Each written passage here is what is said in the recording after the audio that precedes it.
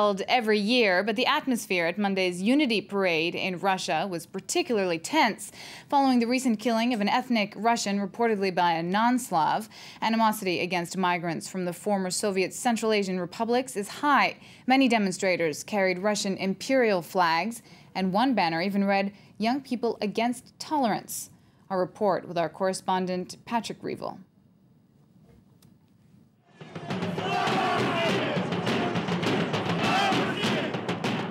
Nazi salutes, anti-immigrant slogans, some overtly racist. Here is the new face of Russian nationalism.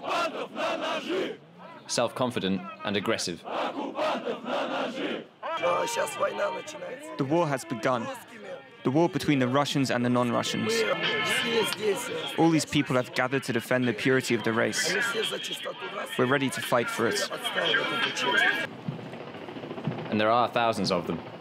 This is Day of National Unity, a national holiday virtually taken over by the extreme right and headed by the Russian Union. KSENIA TRUBETSKAYA is one of its members. An organizer of the march, her job is to find new recruits of the movement. And here, she's in high demand.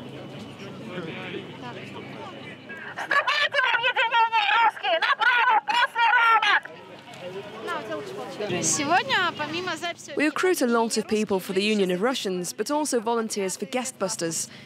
I created that group to help fight illegal immigration and to kick these foreigners out of our country, where they're living in our cellars and in our houses. Guest busters is a group which leads punitive raids and vigilante evictions. For several months now, films of these actions have been flooding the Russian internet.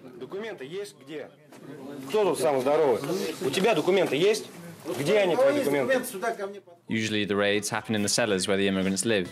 The police act as backup, arriving to assist with evictions and to make arrests. And these immigrant hunts are repeated in the city's markets, mostly run by foreign workers.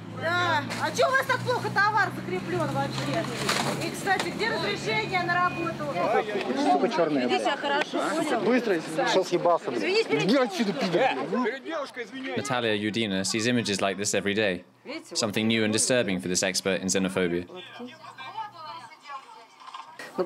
These pogrom or mass attacks started at markets this summer. They were very active and spread rapidly. I've never seen that before. In this case, the seller ran away and they completely destroyed his stall. And since the anti-immigrant riots in Birolova, tensions are unusually high. This last month, there's been a steep increase in the number of xenophobic attacks. In October alone, there were over 20. The number of racist murders over the last 3 months has increased by 40% on last year. Such cases are rarely investigated by the police, who speak of ethnic criminality. Anti-immigrant on the one side, anti-Russian on the other. After the march, we meet KSENIA again. The day isn't over for her yet. The young woman has just been handing out flyers in the city centre, hitting the streets to meet with these new recruits.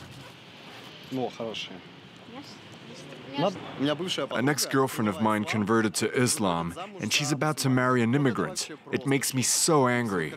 And there are lots of girls doing that. The authorities aren't doing anything to curb the problem, so it's our job to do so.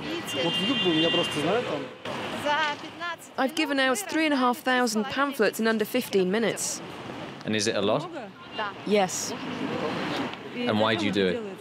So other people will hand them out and help our movement to spread. Today, KSENIA dreams of uniting all the nationalists within one big political party. It's not so fantastical, given the situation. According to a recent survey, more than 60% of the population support the slogan, "Russia for Russians."